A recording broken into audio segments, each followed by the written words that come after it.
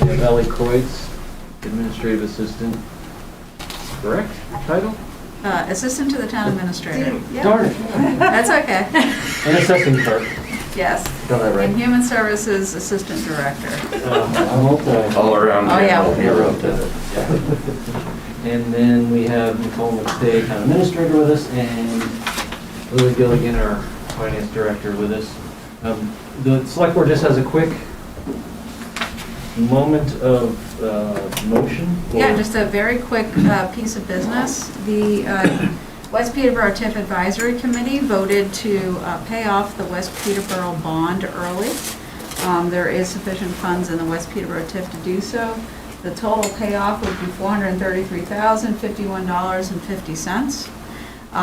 The EDA typically would vote before the selectmen, however, because of vacations and whatnot, they're unable to get a quorum together before their next meeting in March.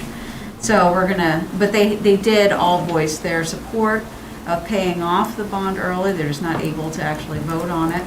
And so we're skipping over that step, coming straight to the selectmen and asking if you would also like to pay off that bond early. The bond is set up in such a way that there is no penalty for early prepayment. Great. And what kind of savings will we be seeing? Do we know? For the interest rate, what was it, $67 a day? Something like that? Yes. Yeah, so $67 a day over the next 2.5 years. It's not 8 cups of insubstantial. coffee a day. You could Yeah. do the whole town up. All right, well, I would make that motion to pay off that bond early. Second. Any further discussion? Negative. All right, all those in favor? Aye. Great. Makes sense. Good news, These Stacy. decisions are so easy.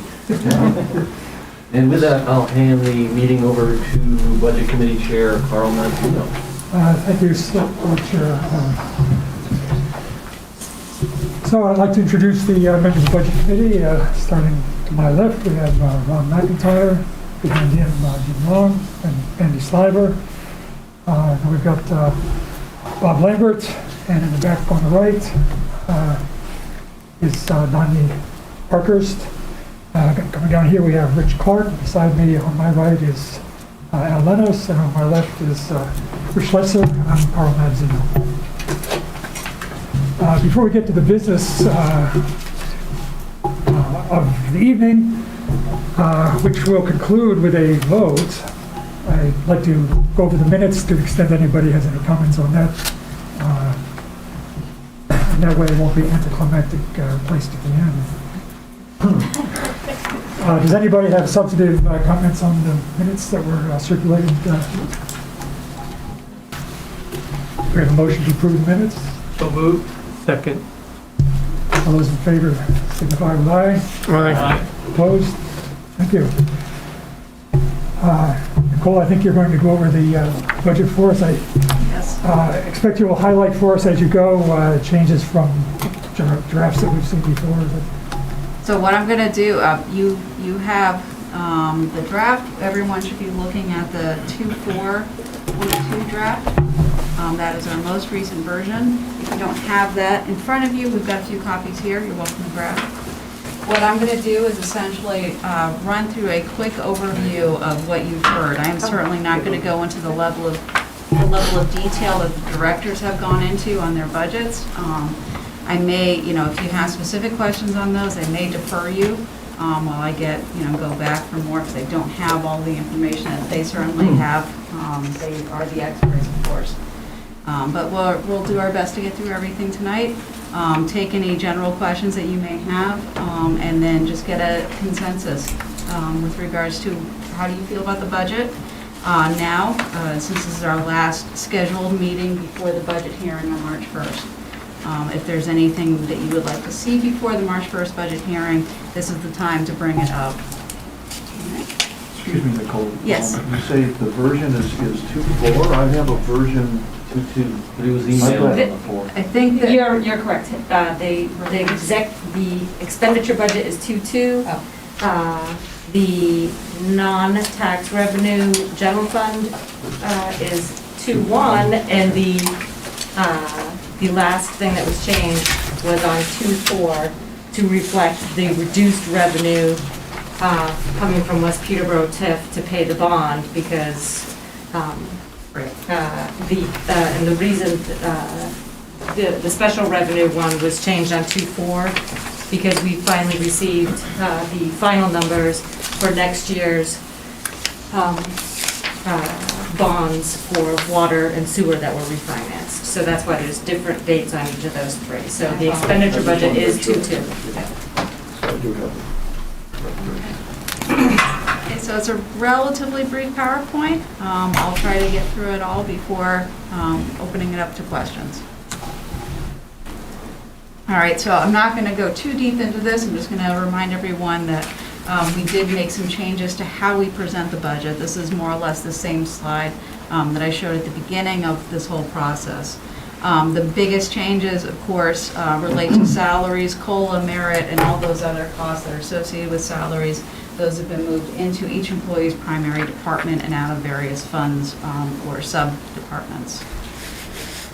Capital reserve funds and expendable trust funds are no longer included as offsetting revenue or budgeted expenditures. They are done outside of the budget process because they've already been approved by town meeting. And so asking to reapprove it is redundant and unnecessary. And the DRA has stated that they really don't want to see that in our budget anymore. Budget-wide impacts, again, a reminder, health insurance is up 2.8% this year. Relatively small increase, but an increase nonetheless. New Hampshire retirement system is fortunately not passing along an increase to us this year, although we can probably expect one next year. The Northeast Consumer Price Index, this is on all goods, is up 5.4%. That number is from October of 21, and that's the number that we used as we were starting the budgets. Merit and COLA, even though the Consumer Price Index is up 5.4%, we used a combined 4.6%, and you'll see that reflected in the budgets. We're no longer budgeting for veterans credits, blind or elderly exemptions. That's been taken out of the budget. That's $261,000 that was in the finance department budget. You won't see that anymore. That will be done through the tax rate setting process, which is how DRA, again, would like to see it done. Electricity costs are expected to go up dramatically, but really no one has yet been able to put a number to that, and so we very conservatively budgeted for an increase of 30% across the board. All right, this is a very dirty summary of all of the department budgets that you saw. And so what I did was, for instance, I presented on administration, human services, legal, and patriotic purposes, but I combined all that into administration. So these are all the general fund and enterprise fund budgets. Just to go through some of the highlights, in administration, the assessing database is the biggest cause for an increase outside of the things that I've already addressed, including salaries. That's $50,000. In the finance department, we removed the credits and expenditures, as I said, for $216,000, and we also refinanced bonds with the early payoff of the West Peterborough TIF bond, and that accounts for most of the dramatic decrease that you're seeing there. In public works, there's the increases can be attributed to the tree program. Contracted mowing for the downtown parks a little bit more expensive, but we do see that reflected in a reduction in salaries in parks and buildings and grounds. Highway is up for West Peterborough TIF project, but of course that is being fully offset by TIF funds. In recycling, there's $28,000 for a glass crusher that is offset by the Reclamation Trust Fund, and in pay-as-you-throw, bags have gotten more expensive.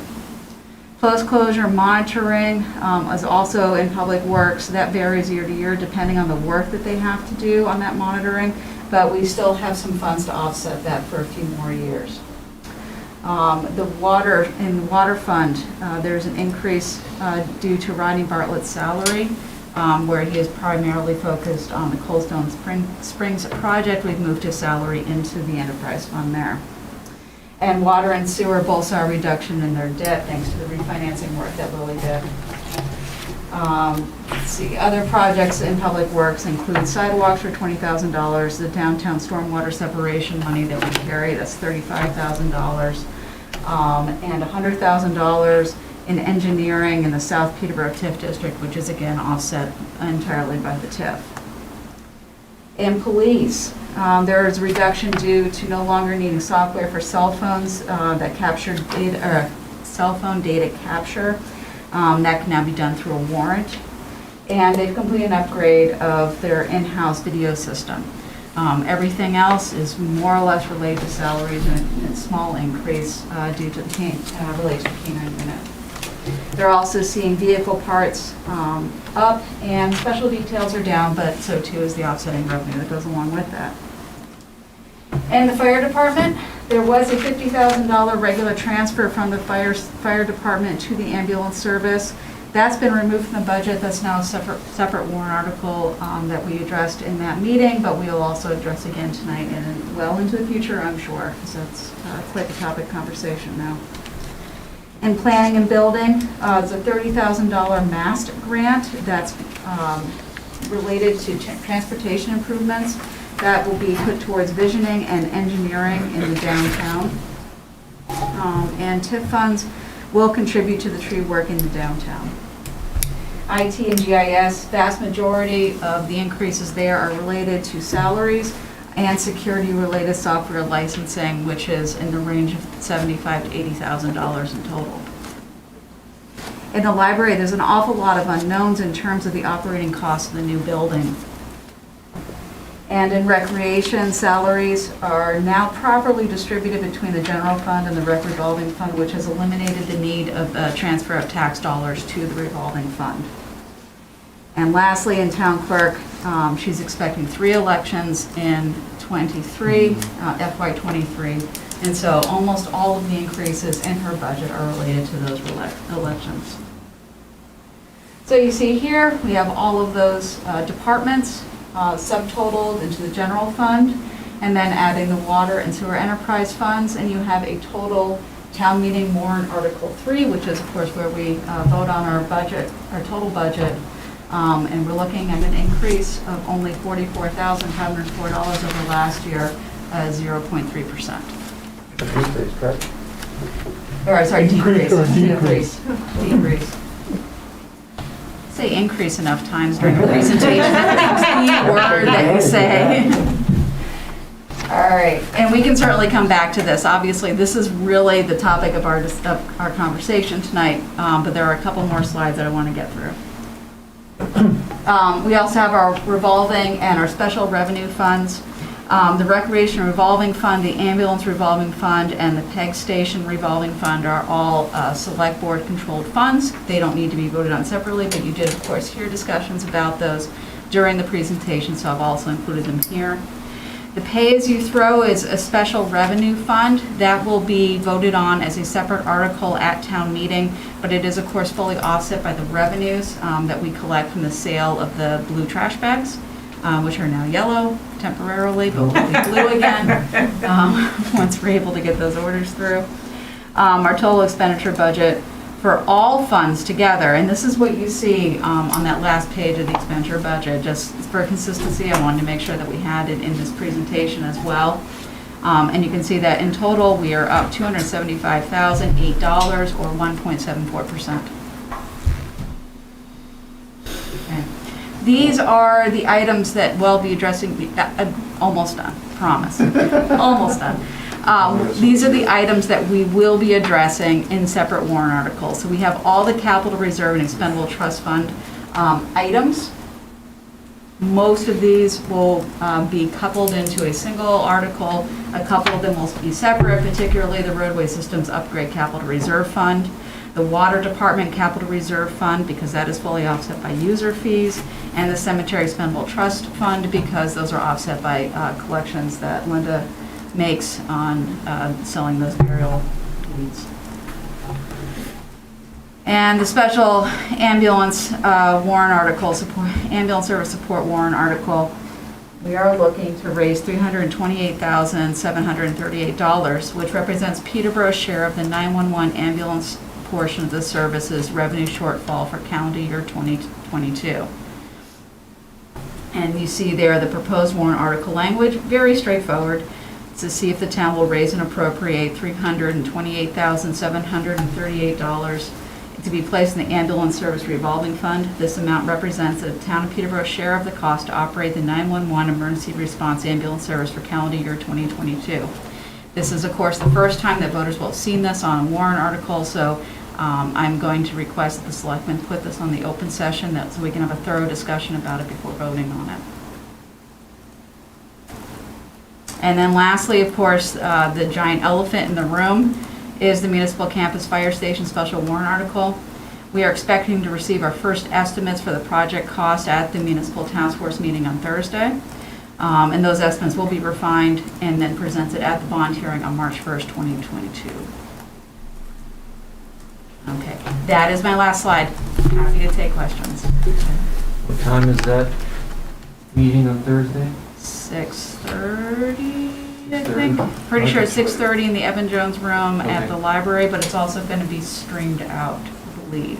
But I'll double check on that. Okay, and then your numbers, you had 13,666,781 on a couple slides back, but this sheet says 783. It's only $2 discrepancy, but, Happy to answer that. okay, Rounding. There are okay. hundreds of formulas that I use to calculate the cost of Social Security and New Hampshire retirement against all the different salaries in Okay. here, so It's not a it's an Excel rounding thing. Okay. We'll make sure that the warrant article does match what the true raise and appropriate will be. Great. To answer your first question, it is 6:30. 6:30, okay. And it's being held at the library because that's a perfect place to do Zoom meetings, so the open call.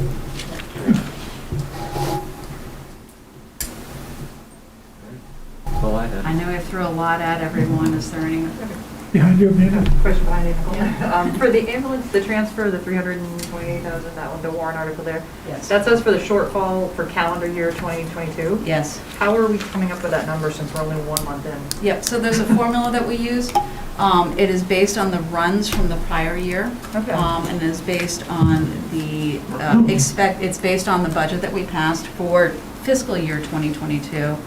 And the number of runs, the shortfall, and also the population of all the towns that are in our coverage area.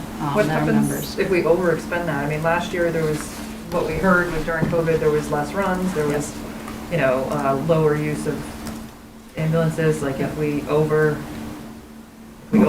that, like what happens? We can't overexpend it. That's really what it comes down to. There is no overexpending it.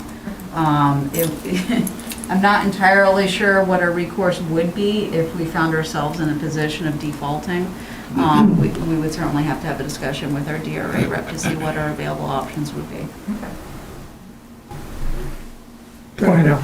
Since GIS is so large, IT and GIS is such a large difference, would there be need for a little more explanation on that, even though we sort of know what the issues are? Yeah. It's still a big number. It is a big number. And it's largely made up of salaries on one hand and the cost of security software on the other hand.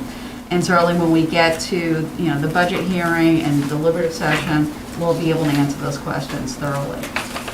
But those are, And I would like to add that this is the department that was the most greatly impacted by us moving all individuals that work in a specific department to be budgeted and paid out of that department. IT, their salaries are spread into every single department, and including revolving and enterprise funds. And we have pulled all of that back and put every single person in IT. So they are the most impacted department. They were formerly in the finance area? They were in- 25% of one of their staffs is in finance, 10% of another person is in the water, 20% in library. Exactly. Like it was just charging to scattered. police, charging to highway, all over. So we have pulled all of the 4 individuals that work in that department and put their salaries to IT department only. Yes, Donnie? So my guess is that the actual salaries is not that much difference, it's just out of this bucket instead out of 12 buckets. That is correct. Yes, sir. Yep. They were looking to add an employee too? that's, if I remember. So we already added the employee, but what we are looking to do is maintain an intern in there. We have an unfilled internship position that we like to keep. That's typically the person that Fosh will send out to do data collections and storm drains and trees or what have you, that sort of thing. But an intern is unpaid. No, we pay our interns, yeah. And that's how we get good quality graduate level interns. Fosh is pretty touchy about who gets to, put their hands on his GIS system, so. When was it, the planning and building that we're looking to add an employee? No. Okay. We're- Yeah, I think she was. I Maybe missed that's what we put something. the internship position. It might have been in the planning department, I'm sorry. It is. It is planning, okay. I have a question, Bob Levitt. Lily, on this here, how come it's a minus 13.60% instead of 0.3? This includes a comparison to general fund, water and sewer enterprise. And the 15.8 that you raised and appropriated last year included your ambulance, Right. recreation, PEG, and pay-as-you-throw funds. But those are minus out, aren't they, up here? No, this year's budget will only include general fund, Right. water and sewer enterprise funds. Last year, it included all these 4 additional funds. That's why I included the Okay. slide here. That's why the Bob. slide is here. Okay. So you can see that 1.74 at the bottom matches this bottom line It's here. just a little confusing here when you see that. I know, I'm sorry. Yeah, it is a little confusing. And it really is just the difference between how we subtotaled everything in prior years and how we're doing it from here on out. Wasn't Seth a intern too? No, Seth doesn't have an intern. No, but wasn't he one when he first started? Yes, I when he believe first was. started. Yep, he So was an that's how you intern. get the good, Yeah, absolutely. Yep, Seth started as an intern, Fosh started as an right, intern. Bosch did too, I remember that years ago. Yeah, I more or less did. I was already graduated, but I started in a part-time position. Right. Yeah, it's a great way to get good employees. I do say so myself. Particularly if they're paid. That's a great way to be an intern also. Can I just, on the ambulance part, we voted in May to give 400,000 to that. Is this 300 and whatever shortfall in addition to that, or was there more This is an bad annual. things that happened until now? So this is really an annual need. This is something that we were talking about internally before COVID happened, that we were going to need to increase the town's tax contribution to the ambulance service to really keep it operating smoothly. We had been relying on the income coming from the transfer side of the service to really offset the town of Peterborough's taxpayers' share of the cost of the 911 service. Yeah. But, with diminishing returns, particularly from insurance, we were seeing that going down, and that was part of the presentation that Chief Walker made. Yeah. Then, to make matters worse, COVID happened. And I'm aware. when people stopped driving for months on end, and this is going to sound very ghoulish, but unfortunately, the truth of the matter is that people weren't calling the ambulance, when they felt ill and would normally have gone to the emergency room. People weren't getting into car accidents. There was a period of time there where we were running an ambulance service and fully staffing it, but we had almost no money coming in. Yeah, I remember all that. And so that's why we Somebody did else that. did. Yeah, no, exactly. And I'm trying to get out there because I don't think everyone, was as deeply involved at the time as other members were. So just to make sure we all have the same background. That's why we did that transfer from the fund balance into the ambulance revolving fund to kind of boost it back up again and get it back flush and in the black. However, we're still running the same problems. We still are not getting the income that we were getting. We still have the increased costs of just running the programs, running the ambulances, buying the ambulances, paying for the gas, paying for the parts, and so on and so forth. So we're just at that place where we really have to, go to the residents and say, folks, this is what your true cost of getting this service really is. And This is what it is. We're gonna get into a more in-depth discussion when we bring this to deliberative session. And I'm happy, of course, to run it through, you know, with the selectmen before we finalize the warrant. But this is really, it's important. We really need to build up that fund. It doesn't have any cash right now. It is very much running on the edge. But it just got 400,000, right? And that just got it back up to Zero. basically To into the zero. black, yeah. Okay, that's right. Yeah. All right, I remember that part. So, I mean, just for my own thing, anybody else that's been following along this the whole time, or at least last year and this year, Chief, when we went through the 400,000 thing, we were expecting revenues to pick back up considerably. Did that, or did that not happen? No, it didn't. They stabilized. Okay. But Just curious, you don't have to. we're doing more runs for less money. That's really the bottom of it. I have a seem to question. recall when we, when Chief was really ramping up that transfer department, it was pretty exciting because there was money to be made. Yes. And I feel like we chased that. Did we make a mistake in chasing that? And should we scale back?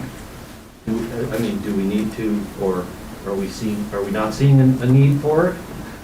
Well, so we still have the need. Okay. I think that it's important. You're gonna hear a lot from, I think Monadnock Community Hospital, and the chief as well, talking about the importance of that program, for the health of the community. There are only so many services that MCH can offer on site.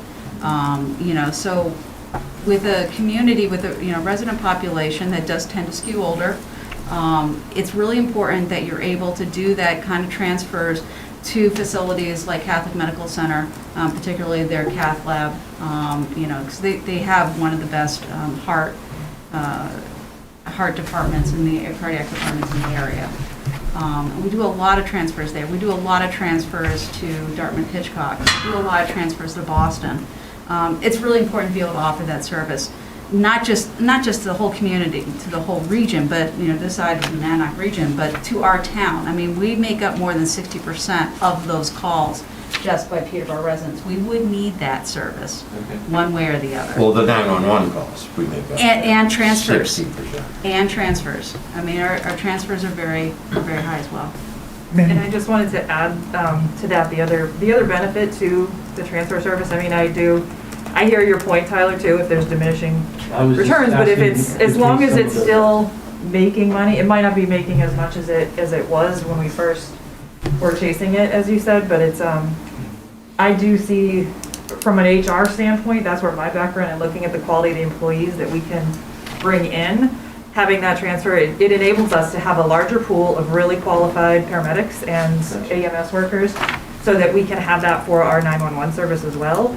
There is going to be the increased competition, like Chief talked about, with Cheshire County coming in, being able to offer those full-time positions. So I do think that that's a benefit that we should keep remembering Great. when we talk about the transfer service too.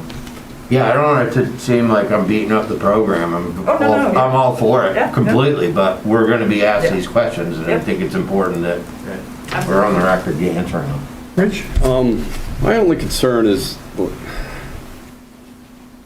it's 20% every time. I mean, his program keeps expanding at a rate that's just not sustainable. I mean, I'd like to see the budgets since the beginning of his, each budget as it goes up. Because at first he was saying it wasn't gonna affect the taxpayers, and so he got more ambulances, more stuff. And I'm not trying to beat up the system either, but it seems like we're out of control. Yes, he has lots of wants, and yes, it's great to have all these things, but someone has to pay for it. And I would really like to see how his budget has gone up every year just for the ambulance fund. Sure. I'm not, you know, We have those numbers. I mean, Yeah. that's not a problem. Yeah. So I can certainly get that to you. before I'm, you know. Are other towns absorbing That's what I was these gonna ask. increases too? I mean, now we're in 730,000 in a year, Yeah. I mean, to be perfectly frank. just us. we've gotten, the town of Peterborough's taxpayers have really benefited entirely from that transfer service. This has been our bill, more or less, Yes. you know, with those increases over the years. But this has been our bill all along. The transfer service has offset that for the taxpayers every single year since that transfer program began.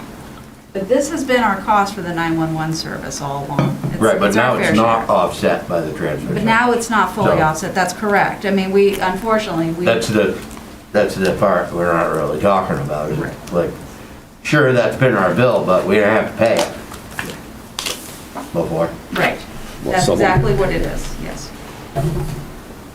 While we're on this topic, I seem to remember also that the revenues have declined, and partly because of the reduced payments as a percent of costs due to Medicare going down. So Yes. it's not even necessarily about COVID as the change in the insurance structures. Absolutely, that is a huge piece of it. Or they've stayed, you know, like Medicare, Medicaid have stayed relatively flat for 12, 15 years now. Yeah. It's been a very long time. And even 12, 15 years ago, they're still only paying about a third, if I remember correctly, of the cost of just rolling the ambulance out the door. They're all gonna try to pay the least they have to pay. All the insurance companies, whether it's Medicare, Medicaid, or just your own insurance, they're gonna try to get out of it as cheap as they can. And over a period of time, we're only getting what, probably 40 cents on the dollar? I think it was It's less close to than that, 35 yeah. or 36. Yeah. It's strange that, I mean, how can they do that? I mention that because the, How do they pay 35 cents on the dollar? I mean, can I do that? Because when I go in for my tax bill, it's be like, nope, I only pay 35 cents on the dollar, so, sorry, that's my rule. Exactly. And so this is one of those situations where you simply cannot make money doing this. And that's why government does it, is because there's no profit in it. There's only loss at this point. So that's why governments tend to do this. This is why Deluzio, if you've been following what's been happening in Cheshire County, Deluzio is a private service. They've been running the ambulance service for many of the towns in Cheshire County for many, many, many years. They are unable to support themselves anymore just through fees. And so they started billing out the towns. That wasn't enough anymore. They're essentially collapsing in Cheshire County. The government itself is stepping in to take over that service. That's really where, unfortunately, we're heading in, because we're not able to bill insurance for the true cost.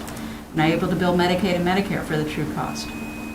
Well, so back to my other question, are any of the other towns that we serve on the 911, did they get increases like we did? I mean, we had to cough up 400 grand. Did all the other towns cough anything up? What they do pay is a fee. They pay two fees, actually, an administrative fee and then an assumption of risk fee. So every year, that's been built into their share of the service. Yeah. And they've been paying that all along.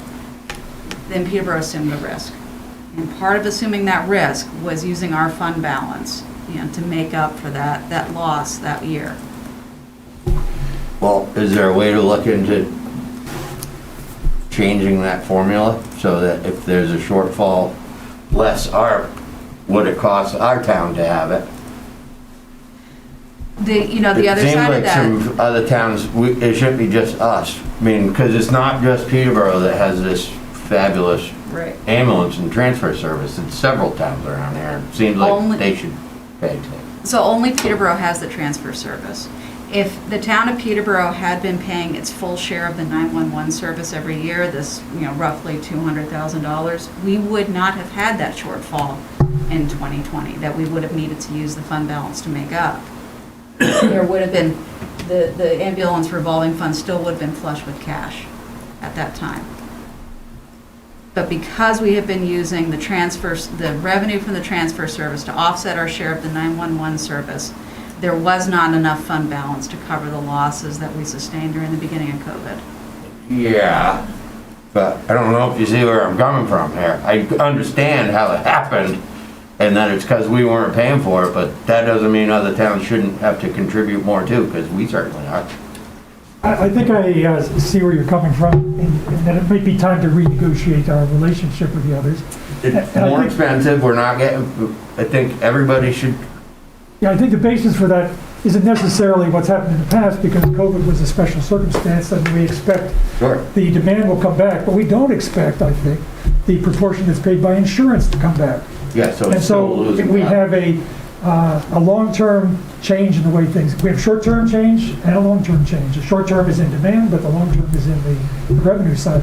So I think that might be the foundation of an argument for why we need to renegotiate it. So Well, if we any actually one of have, these towns want to visit what it would cost them to actually have an ambulance and a staff parked there, ready to go all the time, it's still gonna be less yes, to pay and, us. but our formula already has that change in shortfall built into it.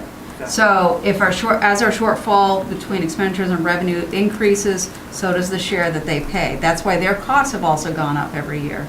But it's gone up by the formula.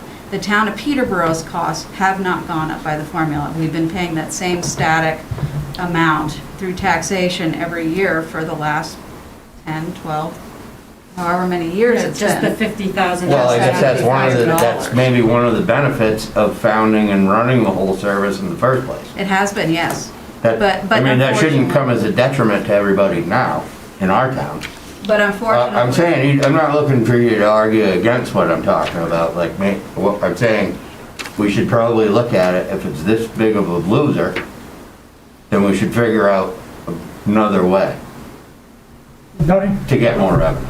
From a history point of view, before we get into the transfer system, we would have meetings with the Board of Selectmen from all the surrounding towns. Yep. This year, the ambulance lost $100,000. Your percentage of the pie is this, your percentage is this, your percentage is that. Selectmen would say, oh, we don't have that problem with our people, okay, you collect, here's what you owe us. Right. Then we got into the transfer system, hoping that the transfer system would be a wash for us, so we could float along, but all the other towns would all have to contribute to run to get a 911 ambulance to your house. Yep. The other thing is, not all the calls are related to people of Francistown, whatever. I get a motor vehicle out here, the guy could be from California. That's right. What is his insurance gonna pay into the kitty to offset the cost of going out to help him in his moment of need? Right. Well, I mean, like, every single one of the towns around here use this hospital and benefit from the transfer service as well. I mean, No. if you're if we're gonna be, like, if the way that you're selling it so that I can hear it, and I completely understand, I'm not arguing with you, but the way you're selling it to make me feel better about it, so it's easier for me to answer questions, is the same for people in Francistown and Greenfield and Hancock, because they all use this hospital too. And it is as much of a benefit to them to have a fully staffed, top shelf ambulance service to transfer them somewhere. Or, would they die in the back of a station wagon? But, Not all. because there's really no other transfer companies around at this point. I sure don't see many of them coming in and out of Peterborough anymore. Well, AMR. The government has to do this. It's a losing proposition if you're trying to run a for-profit business, apparently. Right. What regulatory agency at the state level is responsible for overseeing the rates that were reimbursed? Is there any?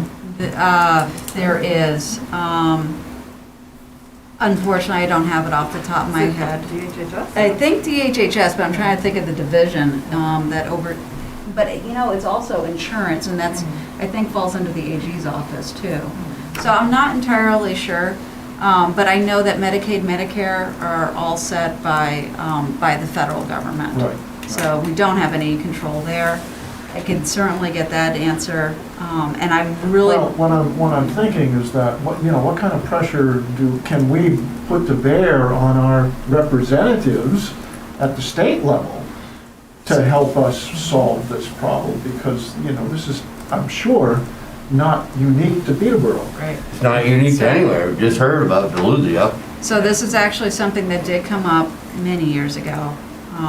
And one of the things that the state found is that we are a particularly small fish in the state insurance markets, and there were threats from the insurance companies to simply pull out and stop offering insurance to the state of New Hampshire. So there's a very surprisingly little illegal. leverage. Yeah.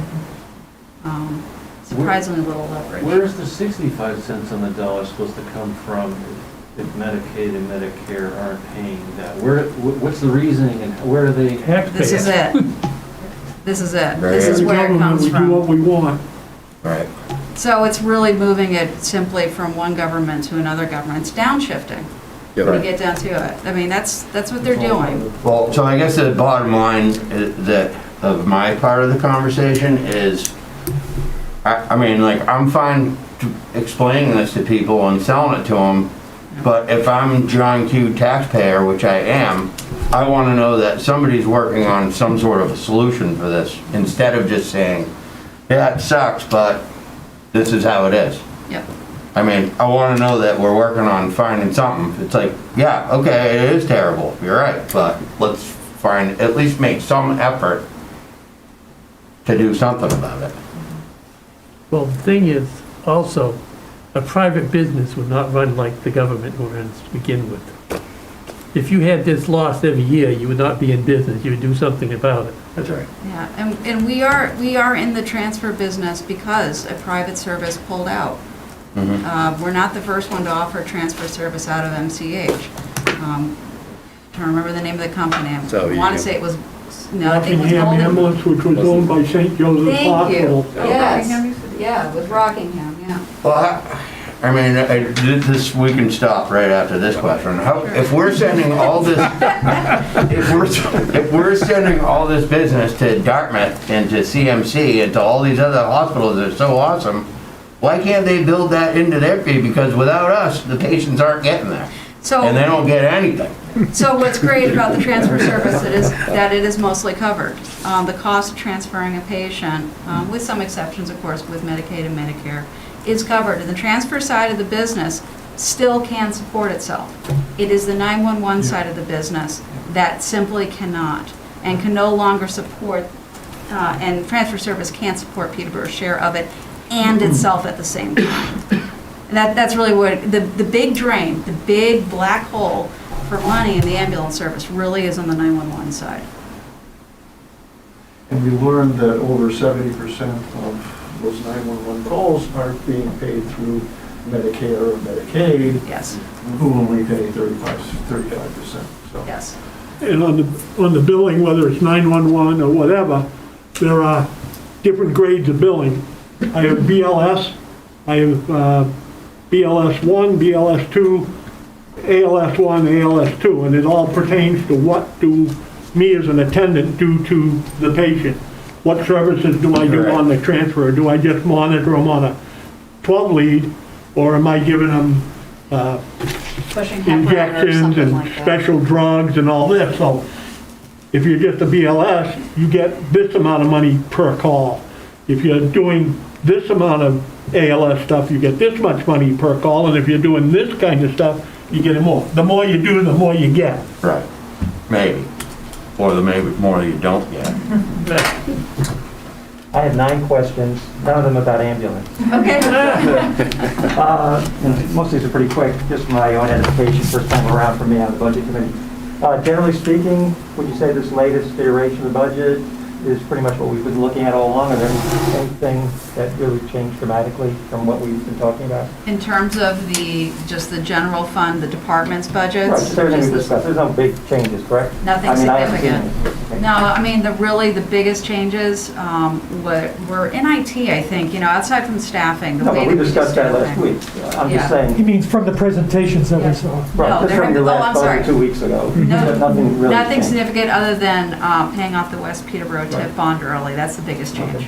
Yep. Under revenues, water usage, the revenue coming in for water usage was 1.08 million, and now it's 870,000. Why did that drop so dramatically?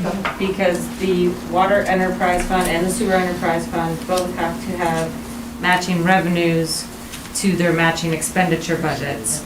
So the amount of money that we saved by refinancing two water bonds and the wastewater treatment plant bond, those new refinanced figures came in at the end of last week. I adjusted the expenditure budget and then had to go to the revenue budgets and reduce the amount of money to be collected in fees because of those new lower budgets. Say that again? My No, water so- bill did go down. Exactly. It doesn't go down. We do collect Only if more. your usage goes down. Right. Yeah. We do collect more than we spend, and that money goes into the fund balances of either of those funds. The assessing, the computer services was $60,000 more, what was the reason again? 50,000. 50,000, that's a database upgrade. We're changing from one database to another. Okay. And on just general revenues, there's no entry for property taxes yet. Does that happen later on? Is that, That is very much later on in the process. Figuring property taxes has a lot of moving parts to it. This is one piece of that whole puzzle, but there's a lot more pieces. I'm more than happy to send you a 16-point bulleted list of all the things that go into setting property taxes. necessary? So when typically do we see that? We won't, Just in March, when? actually, we won't, Mail it to we you. really won't see it until the fall. We can do very rough estimates based on our current assessment, and based on what we pass at town meeting. But, to actually be able to give you a true telling, we really can't do that until after all the bits and pieces come in. Okay. And then I had a whole bunch of questions on special funds, and some of these are probably pretty silly. We can't access cemetery fund dollars for anything else, correct? I mean, that's just, that money, there's a lot of money in there, but we can't touch it, that's strictly for cemeteries. Yep. And why don't the trust funds show accrued interest over the years? I mean, everything's flat, revenue, expenses, but no, a lot of these have some pretty big dollars.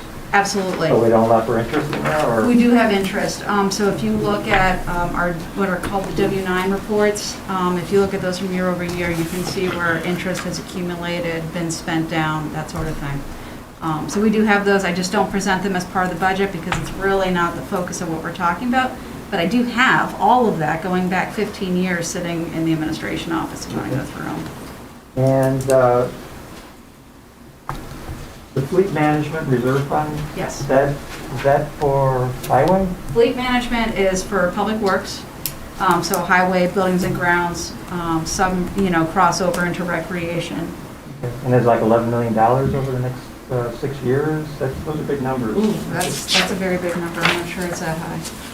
Yeah, I just added up quickly over the next 6 years, 11 million, and just some really big numbers. I'm just curious.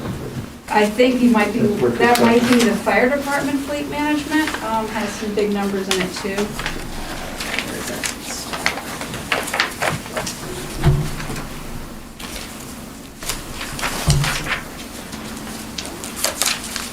It's gonna be a race, see who gets it first. Really. It's beyond page 12. It's on page 13. $11 million? I have on page 13, Fleet Management Capital Reserve Fund. I just added up all those 80,000, 160,000, and, going all the way out to fiscal 28, there's, almost $430,000. Those just gigantic numbers, I just don't know when to talk about those. Or You just said $11 million. I did. I don't see $11 million.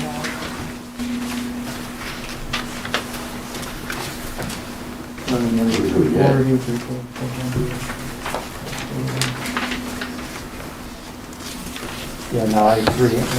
My number is high. I'm not quite sure. Yeah, look again. 340,000. I guess it's 1.1 million, I'm sorry. Yes, yeah. Sorry about scaring everybody. I withdraw the question. We're spending over $1 million on fleet management over the next 6 years. Does that number make sense to everybody? A lot more sense. The fleet management, the largest one would be the ladder in, like 28 or 29. Right. But are these things that you've discussed with the fire department already and kind of big picture? Yep, We know so we have You're to not take this blending two You're talking about the fire department now. I'm sorry, right. Yeah, Highway which is a department. different fleet. Right. Yeah, okay. The, fire. Two different ones. Right. So, this fleet management, yep. Okay, so these are all numbers that Seth, Tim Rose, and Dan Goldthwait, our mechanic, have worked through and given estimates as far as the lifespan of each of these vehicles.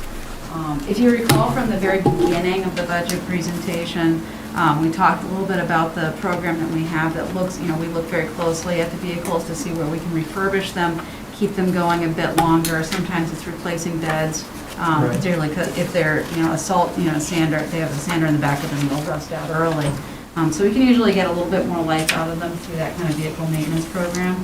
And it's served us very well over the last few years. But this is a bit conservative, of course, because some of these may get pushed out, but also we may have to spend something earlier. If we And the warrant have a numbers get failure. very big also, 80,000 this year, but then we're ramping up to 200,000 obviously a couple of years from now. So it's going to have a pretty big impact on our budget. So. Right. Yeah, but I'm sure we're looking at some six-wheel dump trucks, and those are particularly expensive. We do try to keep them on the road as long as possible, but, And all the department heads that have this all meet with a capital improvement committee themselves, and that, they deal with them also the same way we do.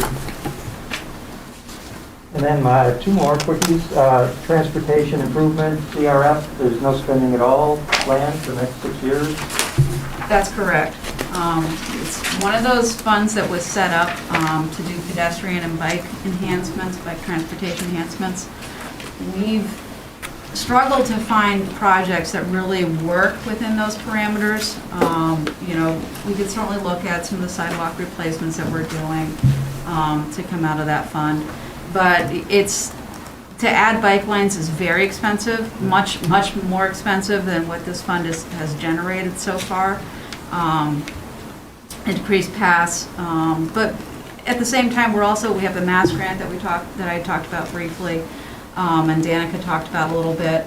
We may be able to leverage some of those funds to help with improvements that are identified but are outside of the scope of sort of downtown TIF or the South Peterborough TIF or what have you, and hopefully, really improve that infrastructure. Whatever comes out of that program, some of those funds may be. But we don't have any latitude as far as the $35,000 that we're getting for motor vehicle fees to use that anywhere else in the budget? It's pretty limited because of the way that the fund was set up.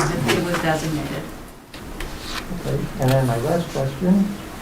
That's the fund where we're collecting with a $5 fee. Yes. Yep. The landfill pollution abatement fund? Yes. That's sunsetting apparently? Well, it's going to run out of money. Okay. So those are proceeds from a lawsuit that we have been using to pay down that we've been using to pay our share of the landfill monitoring costs. We split those costs with New Hampshire Ball Bearing, 50/50.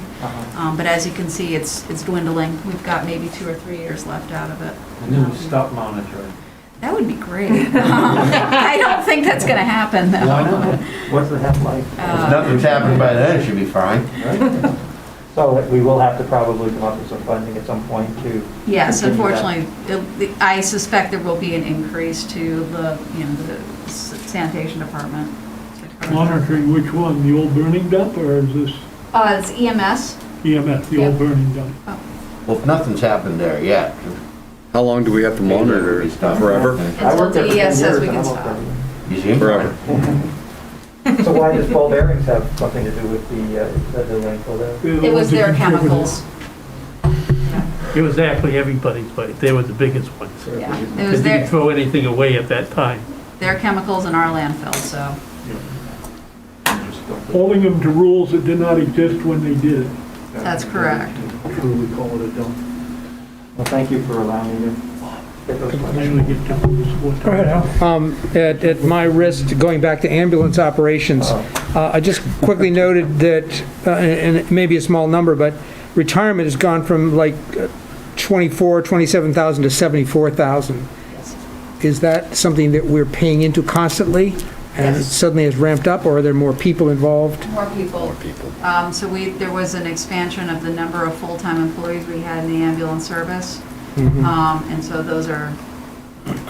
that's the cost, the trued-up cost. Okay. I do have a question about the bottom line on the expenditure budget. I think the oddity there is something we understand, but I want one further question on it. So we see that the total to raise and appropriate in the proposed budget will be 13,666,781, 2 or 3. Yes. And the number compared on that line, presumably for the previous year includes those funds that are below. Yep. But is that number, the 15,817,741, was that number what was on the, was passed as being the budget? So people looking at the budget now will think we're 13.6% under last year, even though that's just an accounting adjustment, right? That is correct. Right, That's so- why I try to do apples to apples on this screen. Right, the apples to apples is good. I just want to make sure that people who have some memory of last year don't get overly confused. We need to be sure we're explaining it. As unfortunate it is that that's a complexity, we need to bring that out. Otherwise, people will get excited and think, first of all, that we're giving them funny numbers, and secondly, that things are a lot better than they are. Right. Well, they can just look down another inch and a half and see it. Well, if they had this in front of them, yes, but I think all they're going to have when they vote is just the 13,666,783. And they're going to say, last year when I voted on this, it was 15,817 and so on. They don't remember. Yeah. I suspect that when they're in the booth, they're just, they're going to fill in the yes or the no circle. But I think at deliberative session, if it's going to come up, that's where it'll be. And so it will be good to, have an explanation of it there. I was mainly trying to understand myself. Absolutely. Yep. No, absolutely. Because I don't actually remember what was on last year, although I did vote for it. I don't know that a lot of people pay a real close attention until they actually get their tax bill. That's what they compare year over year, and that's. I think the highlight here is that we had a cost of living and other increases of around 5% or more, and then we have whatever else we have. We have the towns around us raising their their rates are going up around 5 to 7%. Some are pretty high. And we're looking at 1.74%. So that's the highlight, and that's the applaudable note here for our department heads and the administration for coming in like that. Particularly when you think about fuel and electricity. Right. With a 30% increase. No, it's incredible. Yeah. As incredible as that is, it's relatively thankless because all of our jobs is to make sure that we're not spending extra money. Right. And we're still ignoring the biggest piece of the puzzle, school district. All right. Yeah. Yeah, Bob? Actually, for your information, that 30% is probably low, because Maine just raised their rate to 83%.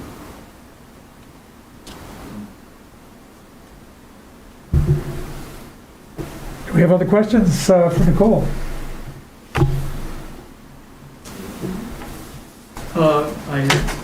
Would it be possible, forgive me for doing this, to see in one place what the warrant articles are going to be?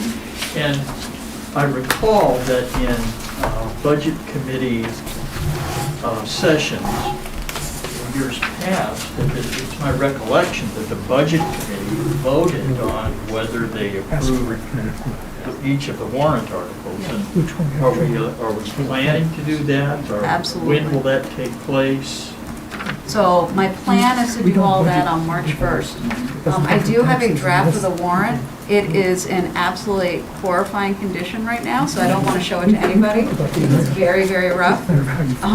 But I will have that. We had some outstanding questions. Of course, we were just, fidgeting with the budget even through the last week, so I didn't really have a number I could even put in there. But now that I have pretty much everything locked down, I'm going to finish up that draft warrant, and that'll go out to you along with the final, the budget hearing version of the budget and everything else when those go out in a couple of weeks. Thank you. And then at that point, at the end of the budget hearing, and after the bond hearing, hopefully, if we still have enough energy in us, that's when we'll do the votes. If not, we'll get back together again later in March and have those votes.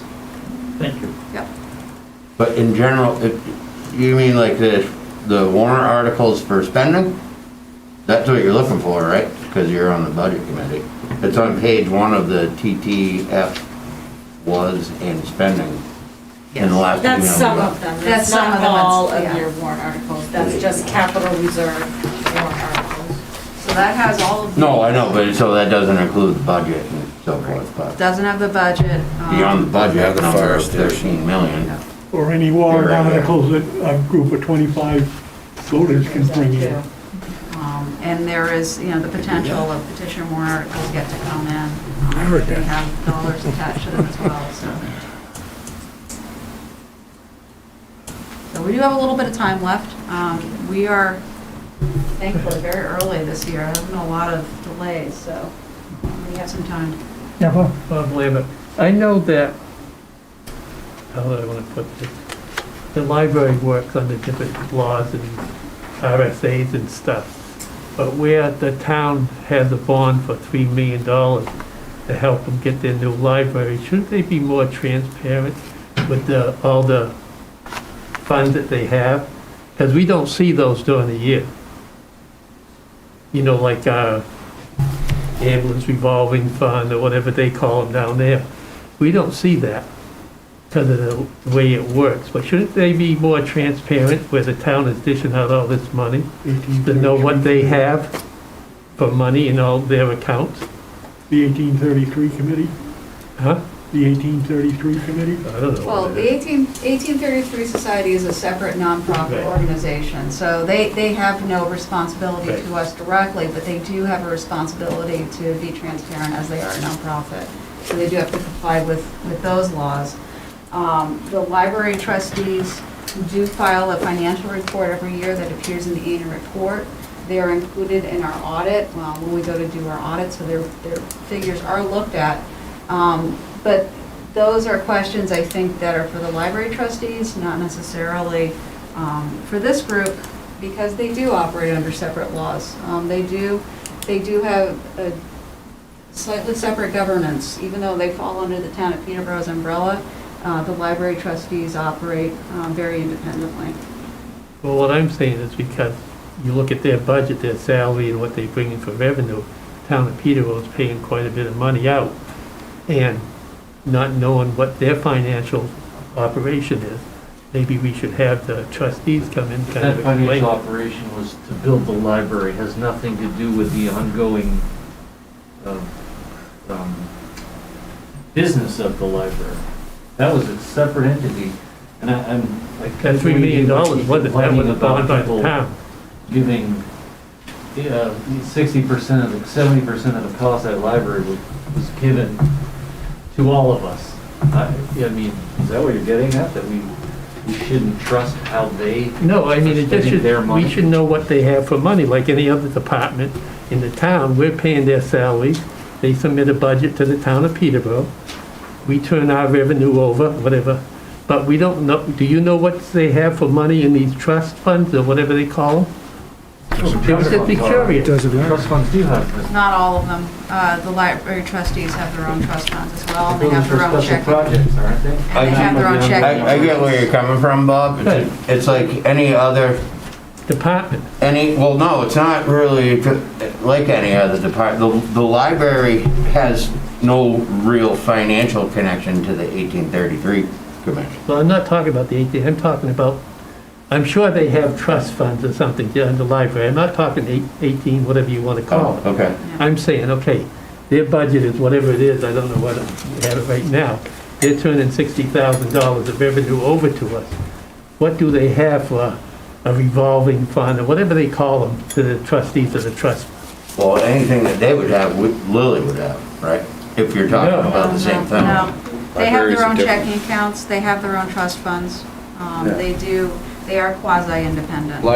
Libraries are like a different government. They're not part of us, but they are. Yeah, but they're not, you know. I What think Bob, Bob's saying is, how much of what they're asking us to put, could they put themselves? Right. Bob, I think it might be a good idea next year, when the library makes its presentation, we make a request in advance to expand on what their full range of resources available are, just so that we understand them. We're not in a position to Right. approve them, but to understand them, I think is fair enough. And to the extent that we didn't see that presentation, maybe next year we should ask for it. Well, we don't raise and appropriate capital reserve funds for the library as part of our vote, right? We do not. So- They don't have any of those set up, no. Oh, but if you're supporting a department, and just, I'm throwing out wild numbers. Right. They got $30 million in the bank, and they're asking for more and more money every year. You maybe not want to give them. Right. You know what I'm saying? It's just, because if you don't, or if they're totally poor, you want to help them out more. You're right. You know what I'm saying? I do. That's all. Over a number of years, this subject has come up repeatedly. How much do they have in their, Special accounts. as affect us? And they've never really been all that forthcoming with a lot of that information, because they're not required to. Yeah. That was the question I was gonna ask, are they required to? No. No, okay. No, they're not required to, but we have a liaison, and Ronnie to the library, and he can talk to the library next year and ask for clarification on what all of the resources are. I think it will turn out they don't have 30 million hidden away No. anywhere. I'm sure they Yeah, do. Ron? No, $30 They do. I'm million a librarian. is a little high. Yeah, it's gotta be down to 25 or 24 now. I would point out a couple of things. First of all, there are two sources of trust funds that are in existence to support the library. One is managed by the trustees of town trust funds. If a donor gives money to the town of Peterborough for the library, then that money is under their purview, under their control. But second thing I would point out is that donations are often or sometimes given to the library trustees for the library. And those funds are the funds controlled by the library trustees. Now, keep in mind that when a donor contributes money to the library trustees for the library, there may be restrictions on what those funds can be used for. Maybe only the interest can be used, or perhaps the funds can only be used for the library building.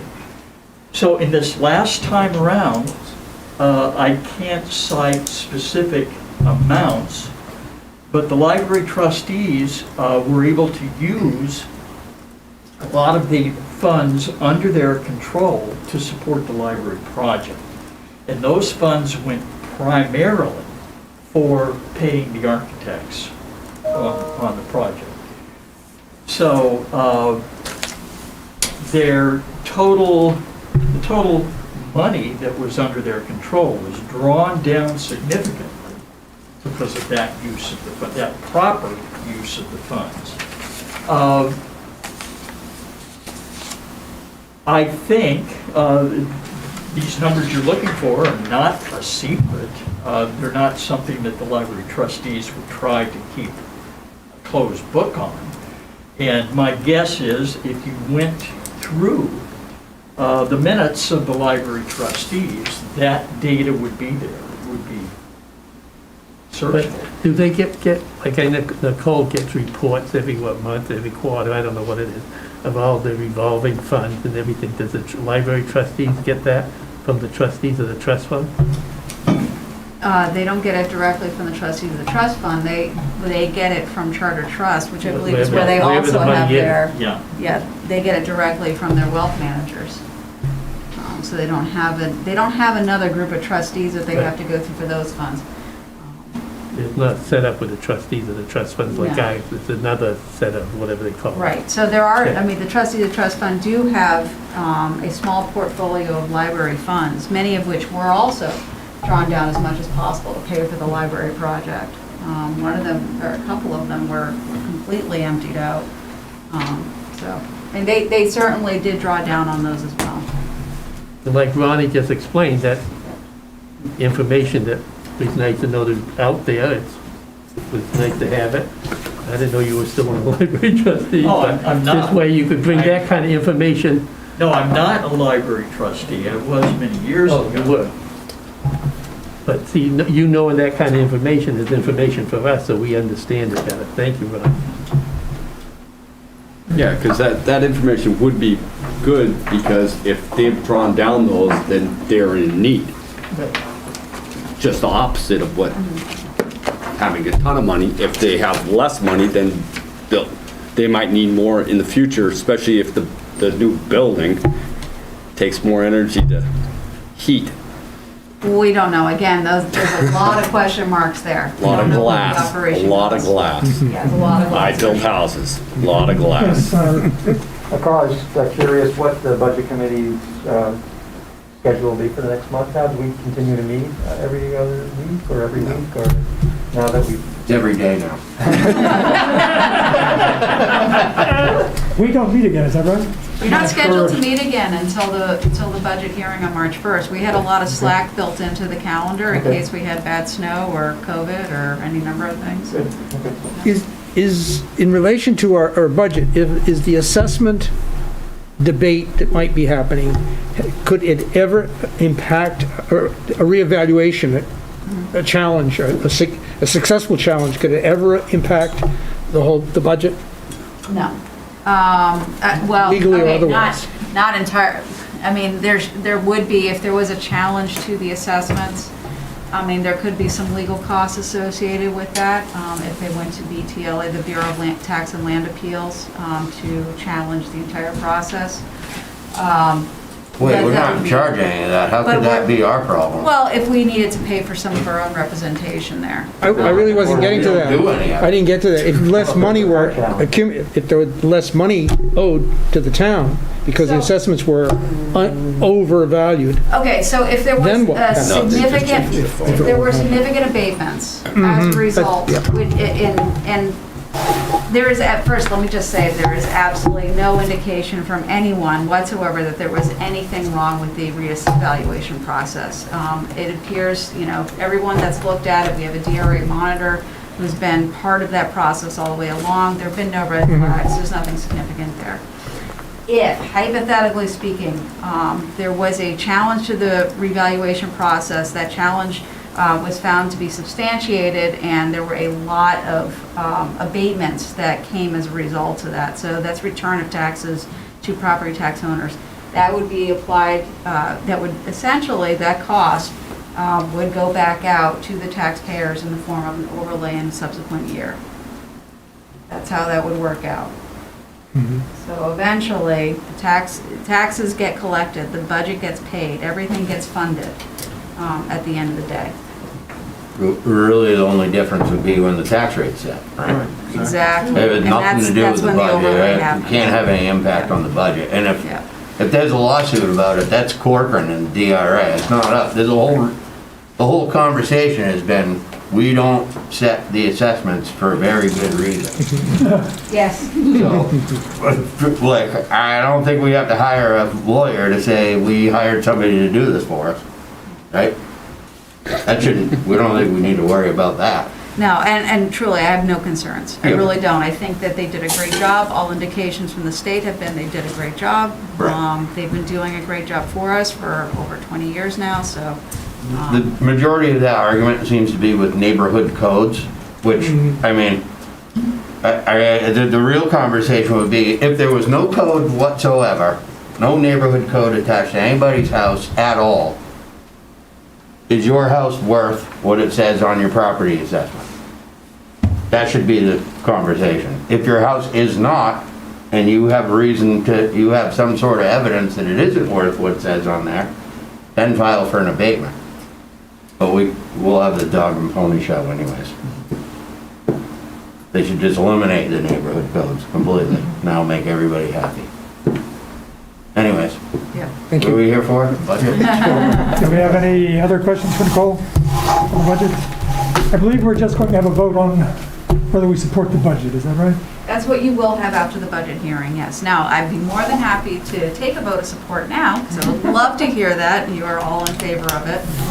Any other questions that you might have, if you wake up at 2 in the morning, which, I often do, and have a weird question in your brain, by all means fire it off, and we'll address that either if it's, makes sense just back to that one person, or back to the entire group, or we'll bring it up in the budget hearing. I'm happy to do that. If we find something, went crazy wrong somewhere in here, and you'd like to have another meeting, we're happy to do that too. So I'm asking if anyone would like to move that we make a recommendation to support I'd the like- budget as presented tonight. I'd like to move that we tentatively, barring any significant changes, Yes. provide our support. This is not our to the budget final as vote, presented. but it's Correct. Yeah, interim I so vote. move. an interim position. That's the operating budget, right? Yes. Right, any second for that? Second. Any discussion? I'd like to see the process play out. Yeah, We don't have a number for the fire station, we will see it. yeah, I'd like to see it on March 1st, after everything's final, for the voting for a budget, and it's only a part. Any other discussion? All those in favor of the motion, say aye. Aye. 4. And those opposed? I see many more than 4. That fails. I'll take a motion to adjourn. Second.